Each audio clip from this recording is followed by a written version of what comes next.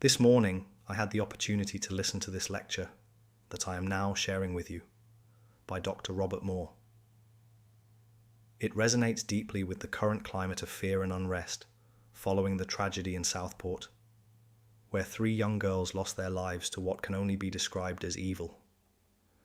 Living in close proximity to this heartbreaking event has made me acutely aware of the rising presence of evil in our society. Dr. Moore's insights shed light on how evil often disguises itself, making it difficult to recognize until it has already infiltrated our lives. His discussion of myth illustrates that evil does not announce itself. Rather, it creeps in unnoticed, much like the dark forces that seem to be at play in our current situation. The aftermath of this tragedy has sparked civil unrest, particularly as the perpetrator does not share English heritage, raising complex questions and causing division within the community. I believe this lecture is particularly relevant now, as it addresses themes of narcissism and evil, which are increasingly shaping our lives. By sharing this lecture, I hope to encourage a deeper understanding of the psychological and spiritual dimensions of these events, fostering a dialogue about how we can confront and address the forces of evil that threaten our communities. Well, when I don't have some of my other Hyde Park colleagues to puncture my grandiosity, I've got Murray. And since my theme tonight is about infantile grandiosity, very appropriate for us to start there. We'll get a chance to hear Murray later. I had originally thought when invited to give this address that I was being asked to be the Toastmaster for the members' dinner. And I had wanted at that time to address you members and talk a little bit about the increasing importance of the public role, I think, of Jungian psychology. And since I'm not going to get to do that, I would just like to thank all of you for your continued support of the Jung Institute, and to say that many of us realize that Jungian psychology is far too important to be left to the analyst, and we are enormously appreciative of your continued and growing support of the Institute as it looks toward a new and exciting era here in Chicago, and as it takes its role in the increasingly important role of Jungian psychology on a wider basis.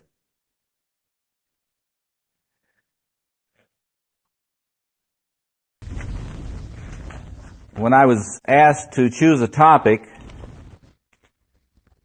that addressed some of the substantive issues that confront us today, I chose to speak on a topic of great interest to Jungians in general, and increasingly a topic that is capturing the public.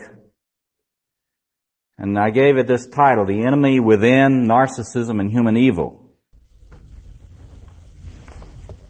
It could just as well have been titled the same way as that recent public television special, Facing Evil, which was recently produced, and which many of you, I'm sure, saw. For the last decade, I have been teaching doctoral seminars on the relationship between psychopathology and evil. And in the course of that time have worked through a lot of very interesting materials that I will not be able to go into with you tonight, but I would just invite you to spend some time thinking about some of the things that we have looked at in that seminar. Tonight, we cannot really go through a lot of contemporary cinema, looking at the representations of evil. But I would invite you to look at a number of films, indeed a lot of contemporary film in this context, and reflect upon the insights into the reality of radical evil which are presented in those films. You can go as far back, for example, as the film The Forbidden Planet,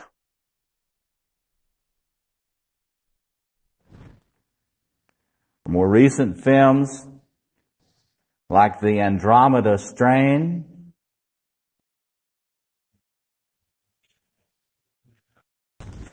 two remakes. I would recommend that you look at the early version and the later version of these sci-fi classics.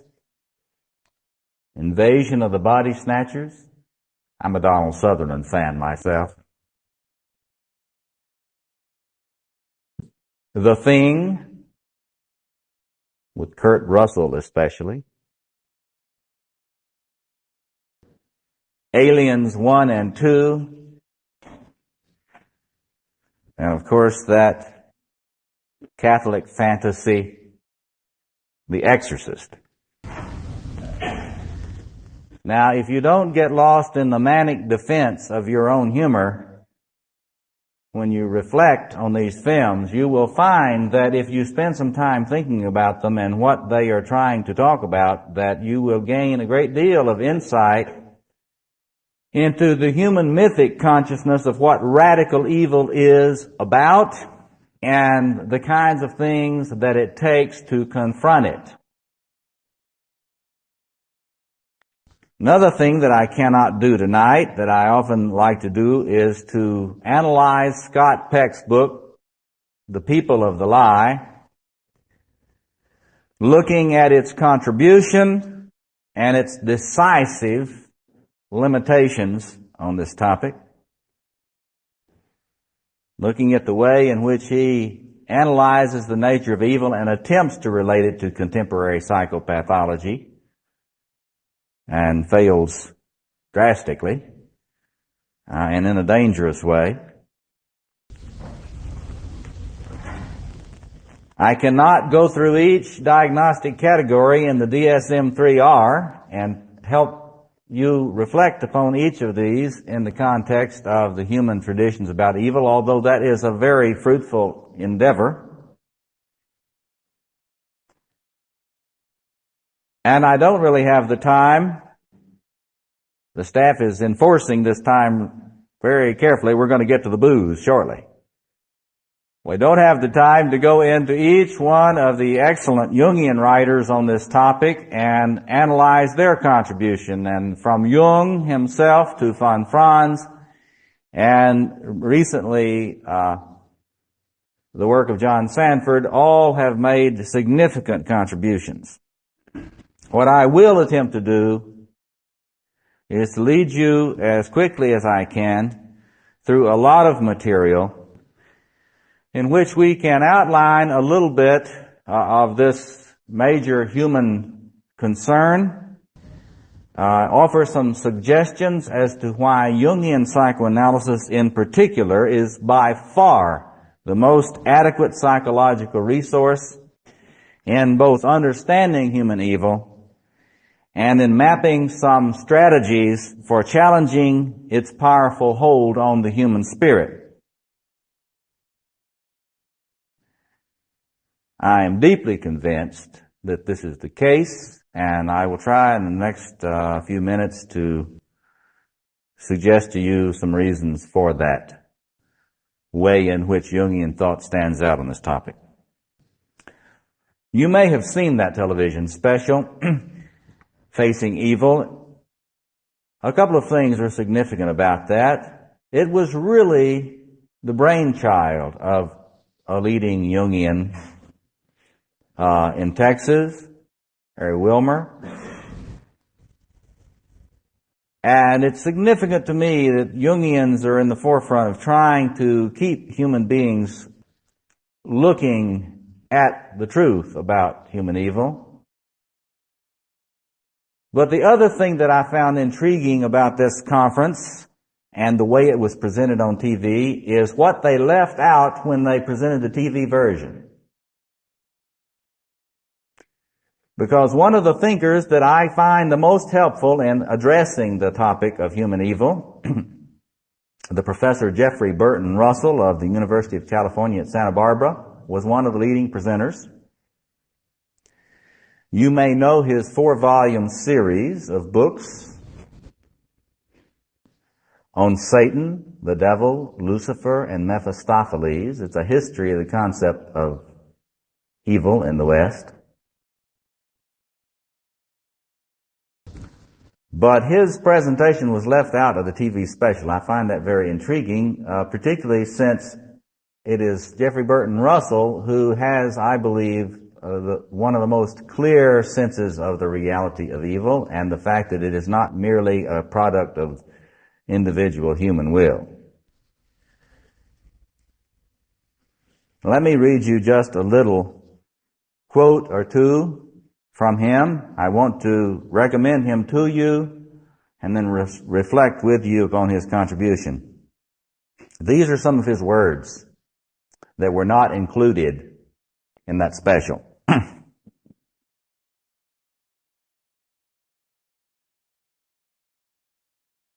I will not talk with you today about either the history or the theology of the devil, though I'll be glad to at any other time at the drop of a hat. History and theology are enormously important, but this impossible too, some theologians think. But this conference is about identifying evil, facing it, and converting its energies to the good. The energy of evil is tremendous. I am sometimes asked whether I really do believe in the devil. Most of you remember the famous film interview with Jung when that great man was asked, "Do you believe in God?" And Jung replied, "No, I don't believe, I know." So, I do not believe in the devil. I know. Stop, do not panic, don't run for the exits. Once when I was giving a public lecture, a girl in the audience sitting next to a friend of mine said, "If he really believes in the devil, I'm not going to sit here and listen to such nonsense." A priest friend of ours had a discussion group which enjoyed reading Dr. Scott Peck's The Road Less Traveled, but when he proposed reading The People of the Lie to them later, he said they wouldn't have any more Peck.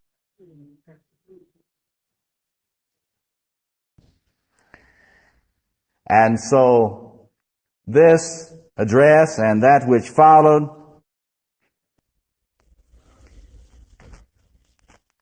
was excluded, I think, largely because the American media, television as a medium, majors in the shallow and the superficial. And when you start addressing very deep questions and doing so in a very assertive manner, as this man is wont to do, gets a little hot.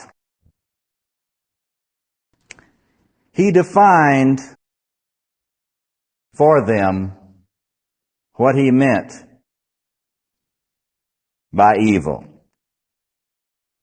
or the devil. And let me again quote him. "What do I mean then when I say here that I know that the devil exists? I mean that I know that a powerful, centered, destructive, focused force of hatred exists within us, in our mind. I know this from experience. Call this focus of destructiveness what you will. Call it the devil, call it original sin, call it the lie, call it the shadow, or call it radical evil. It exists in every one of us. I will refer to this radical evil in my own terms as the devil. By radical evil, I mean a fundamental warping of the will that underlies human actions." And then he goes on and tries to summarize some of his perspectives. I'm hoping that Open Court will publish the entirety of the proceedings of this conference. They're considering it now, and that you'll get a chance to read Russell's address in its entirety.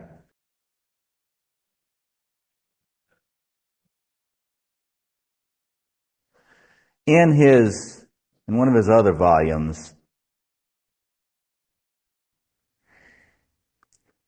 he gives some examples from literature and history about kinds of experiences which can help you get past your tendency to split off the reality of evil and to get into a sort of a God's in his heaven and all's right with the world attitude. And he quotes this text from the brothers Karamazov. Imagine a trembling mother with her baby in her arms. A circle of invaders around her. They've planned a diversion. They pet the baby, and they laugh to make it laugh. They succeed, and the baby laughs. At that point, the soldier points a pistol 4 inches from the baby's face. And the baby laughs with glee and holds out its little hands to the pistol. And he pulls the trigger in the baby's face and blows out its brains. Artistic, wasn't it? I think that if the devil doesn't exist, but man has created him, he has created him in his own image and likeness. And then Russell goes on with another example. There was a little girl of 5 who was subjected to every possible torture by her cultivated parents. They shut her up all night in the cold and frost.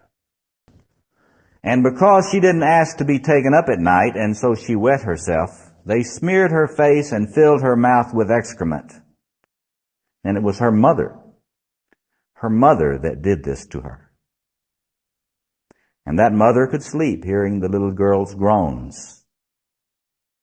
Can you understand why a little creature who can't even understand what's done to her should beat her little aching heart with her tiny fist in the dark and the cold, and weep her meek, unresentful tears to dear, kind God to protect her?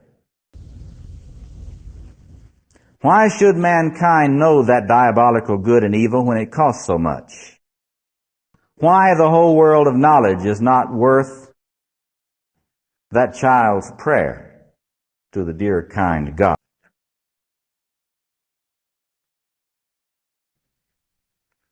And again, he quotes a UPI report.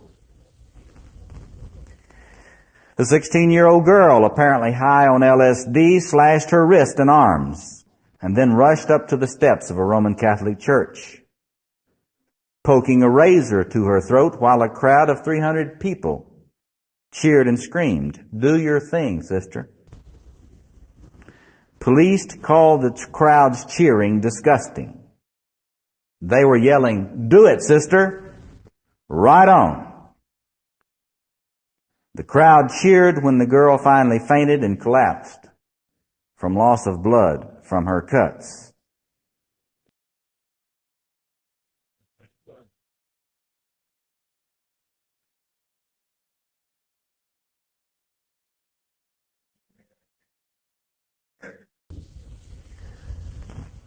And many residents of Winnetka have been spending a lot of time trying to understand the mystery of evil that just manifested in one of their grade schools this week.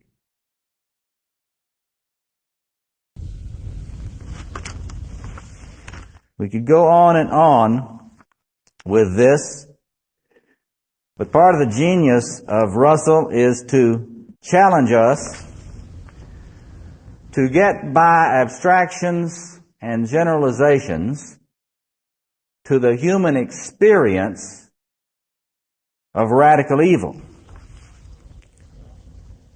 to help us get past our defenses, to look at this phenomenon in human life. Russell is convinced that modernization has led human beings to be able to confront this evil much less adequately because of our antagonism toward a mythic consciousness that can grasp its size.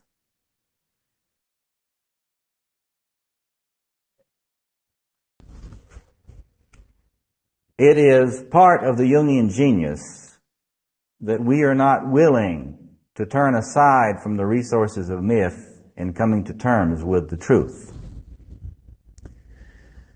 I'd like to suggest to you that, as von Franz has pointed out, that there are many folk tales which give great insight into radical evil.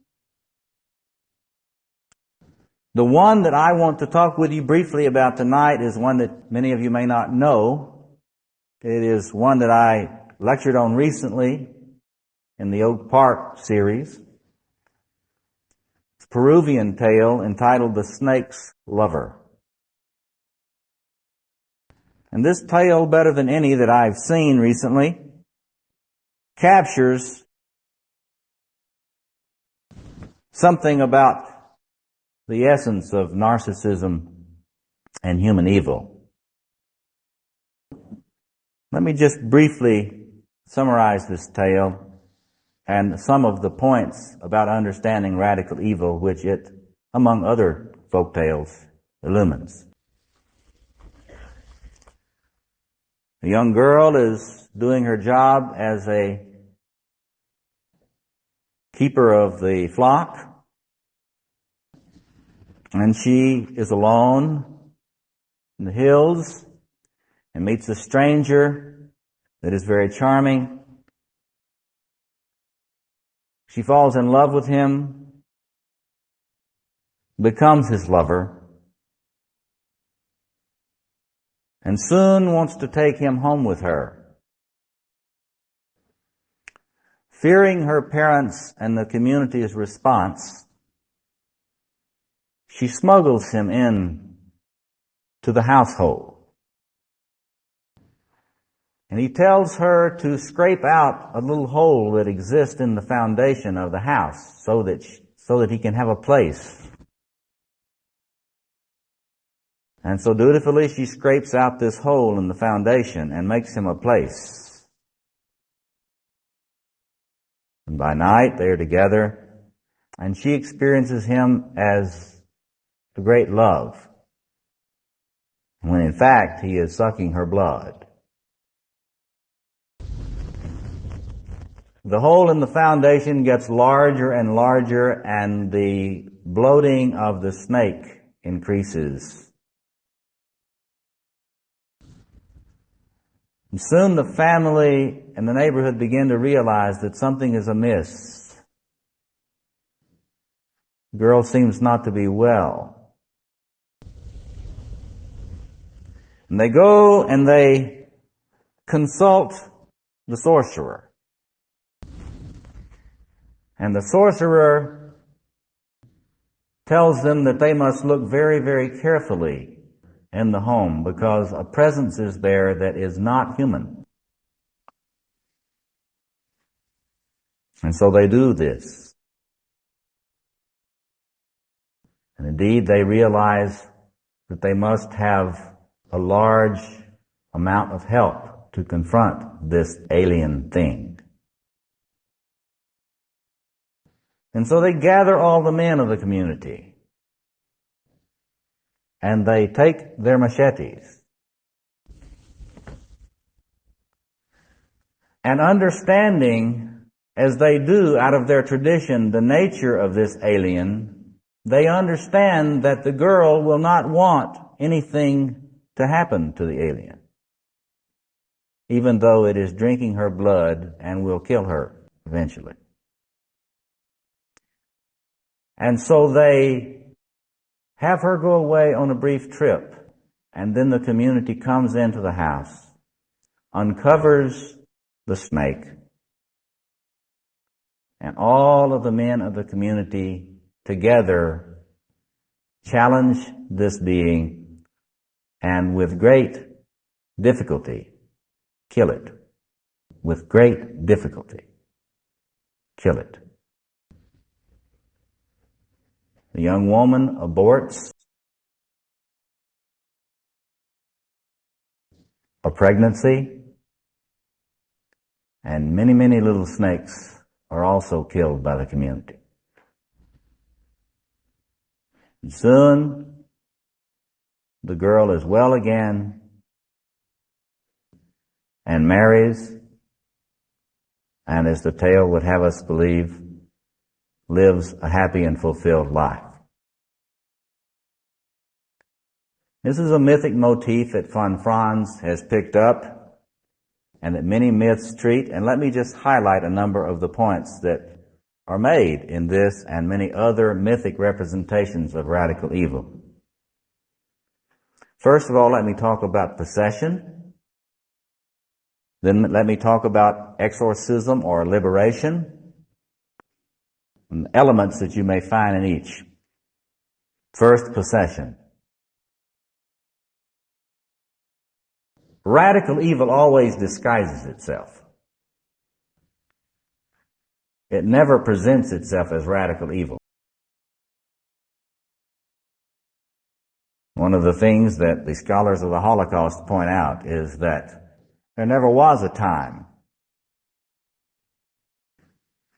when the final solution was presented in all of its starkness and horror. It always was presented as something else, less distasteful to the bureaucrats. A mark of the presence of radical evil in personality or society, according to these mythic apprehensions of it, is that when it is present, people lose their powers of discernment. They get to where they cannot recognize dangerous things when they are present. Jung talked about this as the lowering of the surface of consciousness when an autonomous complex begins to possess the individual. It actually has a perceptual distortion, so that the individual, for example, the person who is abusing a substance of alcohol or a drug, the individual cannot see the loss of will in the face of the substance.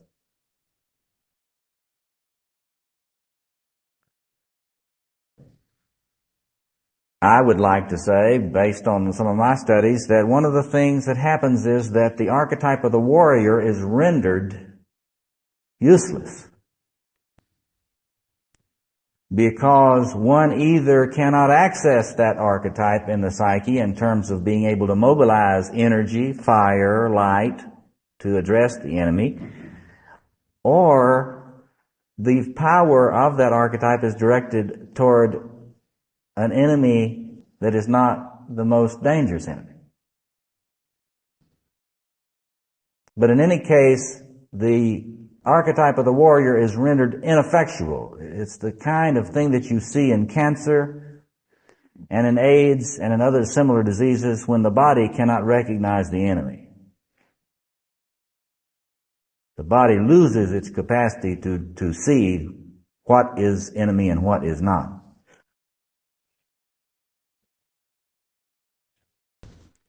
It always catches you when you are alone or vulnerable.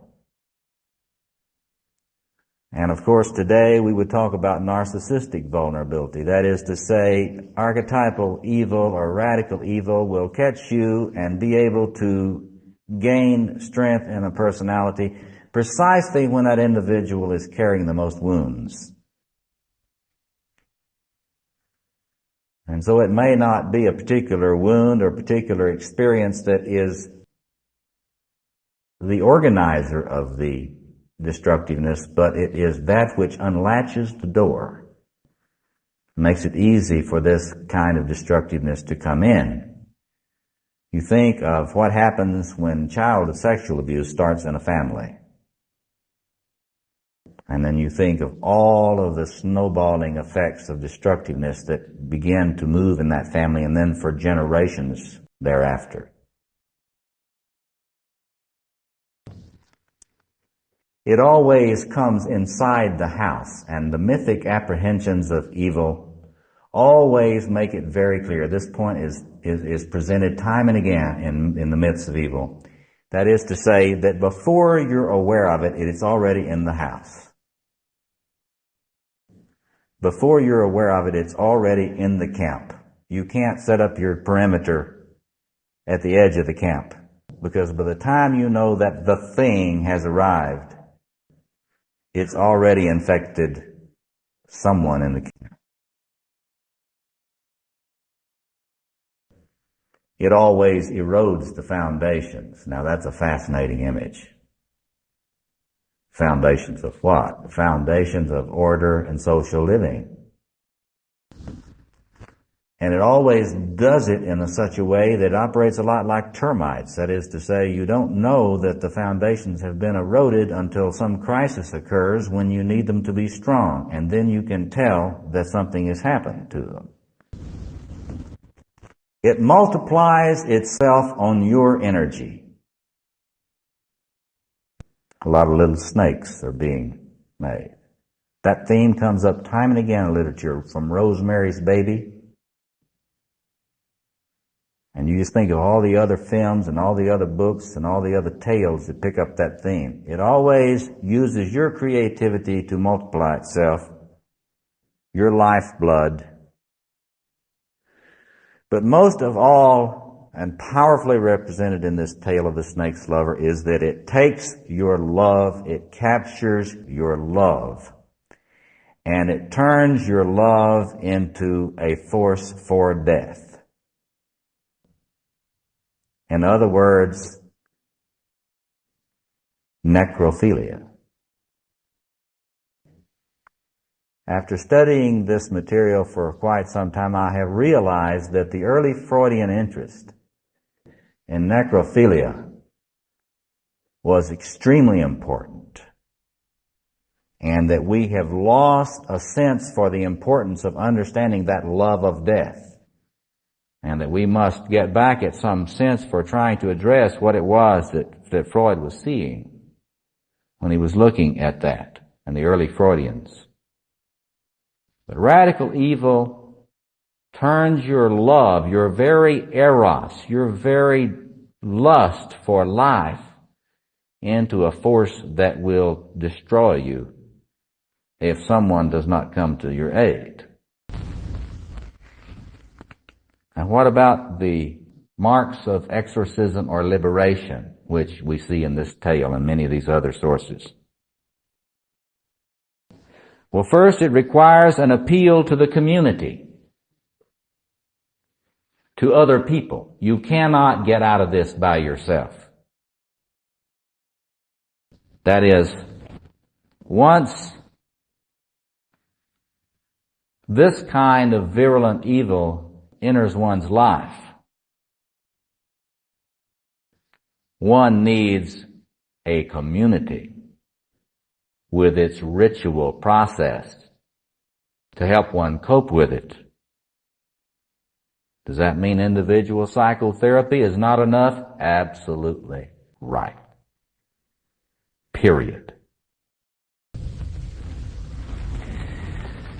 But the second mark, the magus, or the sorcerer, must be consulted.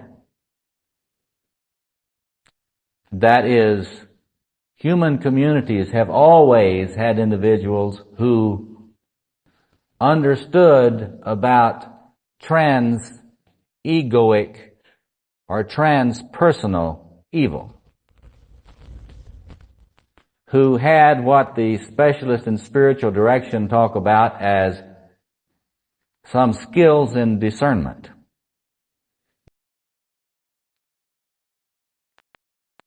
And after that consultation, one is enabled to, and this is the third point, one is enabled to accept that there is an extra human, in any kind of ordinary sense of the word human, a transhuman, an alien, what you and I would today talk about as an archetypal ground to the problem.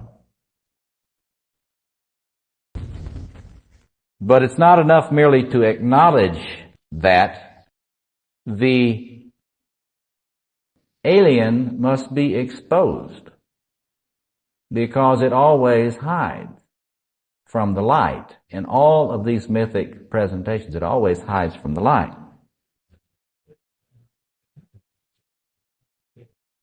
And the erosion of the foundations which it has brought with it must be exposed as well. And in order that this be done, powers beyond the individual and the family must be brought to bear on that toxin. And finally, the victim will always resist a remedy until the work of the community in liberation has been fulfilled and the enchantment or the spell has been lifted. Now that, and there are other things, but those are the main things that you can see when you look at these mythical sources.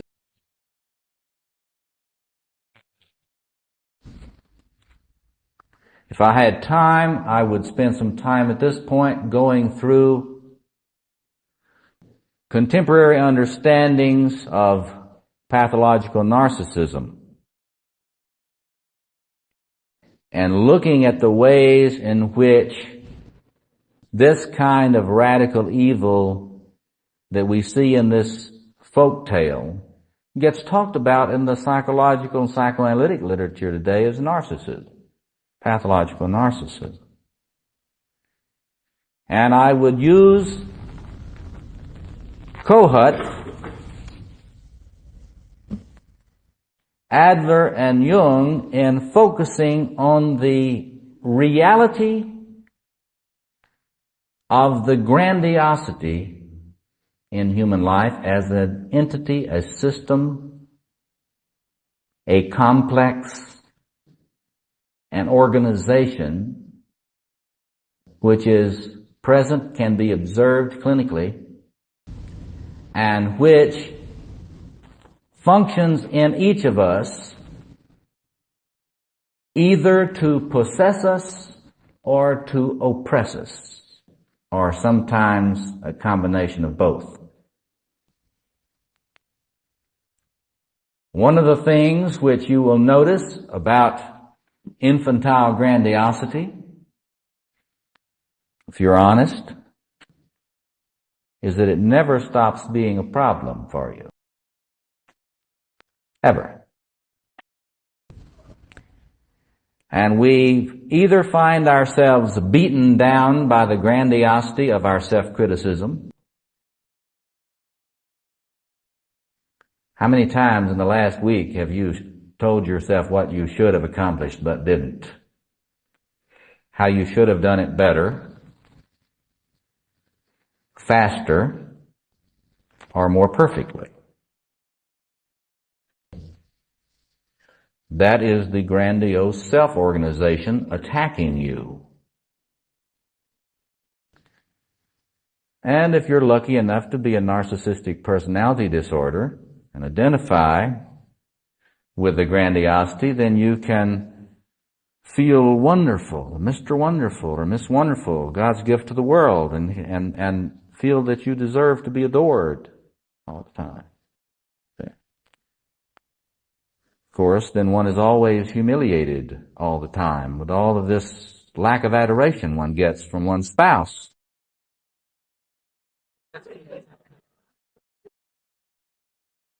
I once said I didn't understand why the Catholic Church does not require that the Pope be married.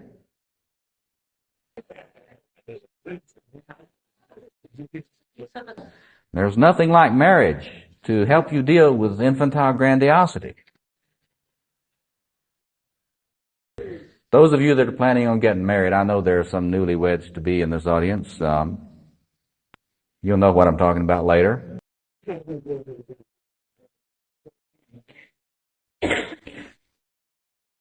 But if we had time, I'd go in a lot into the way in which you can look at your own experience and you can see this thing, this entity in you that the Cohoutians call the grandiose self-organization, that the Adlerians call the superiority complex, and that we Jungians talk about as the archetypal self. You can notice the way in which it relates to your ego consciousness.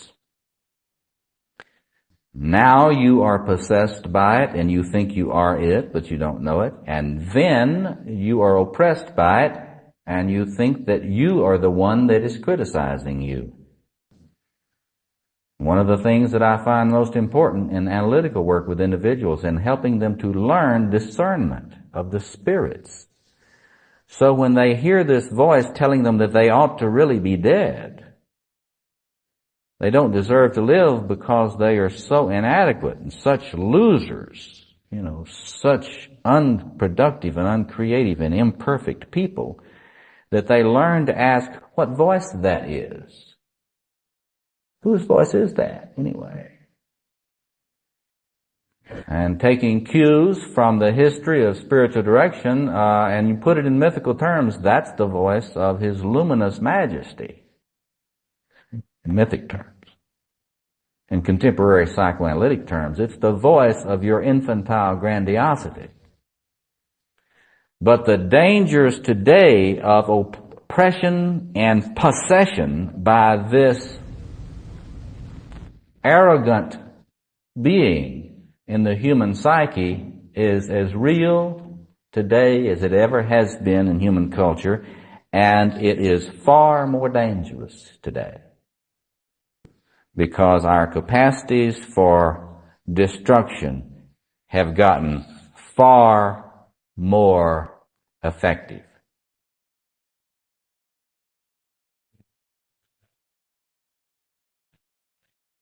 Now, I said that we've learned from Adler, we've learned from Kohut, we've learned from Freud and his discussions of Thanatos and the death drive, the death instinct. But again, I have suggested to you that we have learned the most from Jung. And we've not begun yet to realize the importance of Jungian thought on this topic. Because essentially what we are talking about here tonight is the reality of the archetypal shadow, as opposed to merely one's personal shadow. In my view, most contemporary psychologies offer simply a manic defense against this reality. They are part of the professional clean-up, paint-up, and fix-up of modern thought. Freudian psychoanalysis has done better. And from Freud's own work through the object relations theorists to, the object relations theorists were among the first to talk about the anti-libidinal ego. The anti-life ego in the personality. That is, in every personality. That part that wants you dead. That part of your personality that wants you dead. The anti-libidinal ego. And more, we know that when Kohut talks about the necessity of seeing the human plight as a tragic one, that he's right. But what is unique about the Jungian treatment? Well, let me summarize these. I'm rapidly running out of time.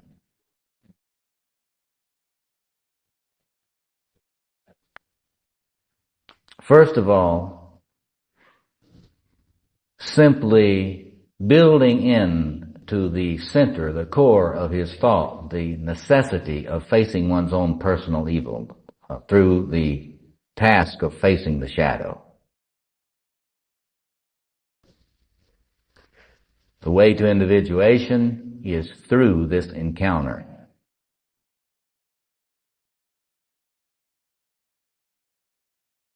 And all of these writers from von Franz on have tried to steward this tradition. We have had, in my view, a little problem, however. And that problem has been a tendency to equate the archetypal shadow and the personal shadow. That is to say, to not think of anything as being evil other than the shadow in its personal meaning. And to think that we are to integrate evil, that if we're going to individuate, what we should do is to integrate evil. You ever hear somebody talk like that? To integrate evil. You got good and you got evil, we're going to integrate it. See? Well, of course you want to integrate your personal shadow as much as possible. But Jung made a very important distinction which is seldom talked about, particularly among romantic Jungians. And that is that there are such things as spirit complexes. Complexes of spirit, which are not to be integrated in the ego. And this would, I take it, go for not only the archetypal configuration that we talk about in terms of the Christ, and it would also apply to the archetypal configuration that we talk about as his dark brother, Satan. Now, if you don't read Jung's comments that these things are not to be integrated into the ego, then you can get the idea that everything in your psyche that is destructive is a part of simply your personal shadow, and you ought to try to integrate it. It's a terrible mistake.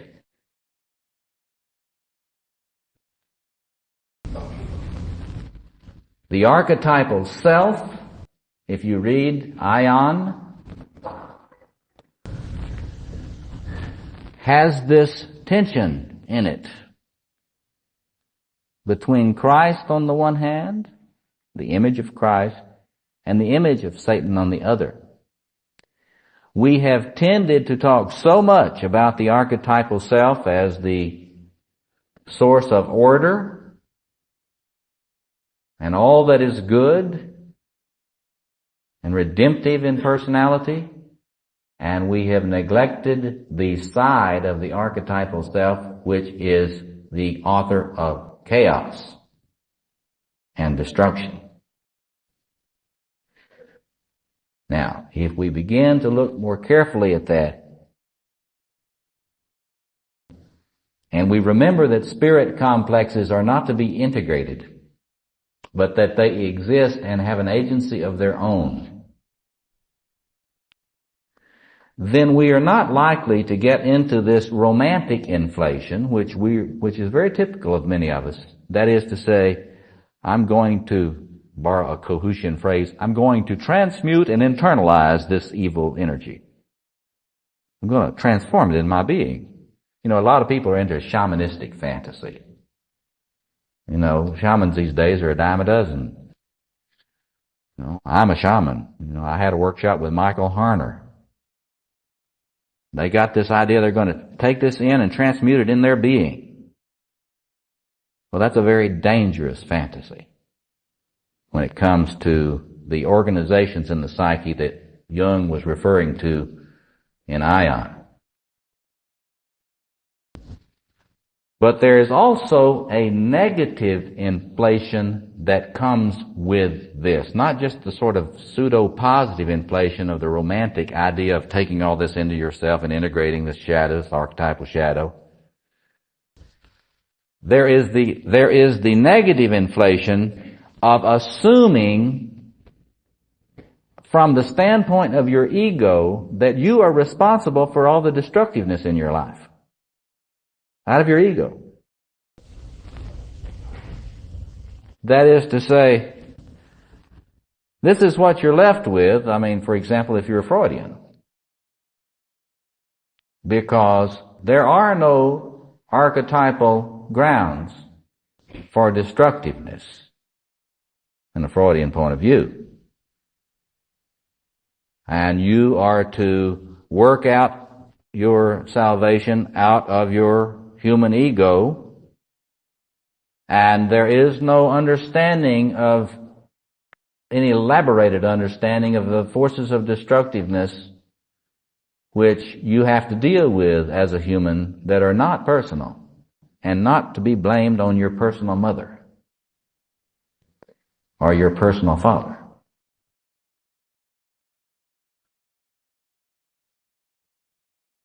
You might say that in many ways Freudian analysis makes it impossible for an individual to avoid being inflated in terms of its whole image of the mature personality. Rather, the genius of Jungian thought, when one looks more closely at it in the context of radical evil, is this: that an archetypally grounded configuration of destructiveness requires archetypally grounded antitoxins, and not merely a good therapist. Therapists, in case you haven't ever had one, are human, all too human, as Nietzsche said, all too human.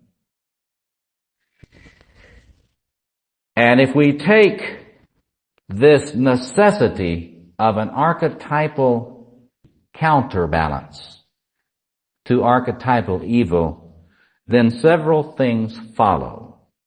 And I will close in summarizing these. The first thing that follows is the radical necessity of community and its ritual processes in an encounter with the archetypal shadow. Being alone simply makes you more vulnerable. It doesn't give you the resources you need to cope with it. This is the genius of AA and other 12-step groups. It is what gives them their power as a sustaining force against virulent destructiveness. And secondly, it makes very clear that there is no human maturity without human spirituality. That is to say, as long as you do not have what we would call an ego-self axis developed, a differentiation and disidentification from these spirit complexes. That is, if you do not know that you are not God,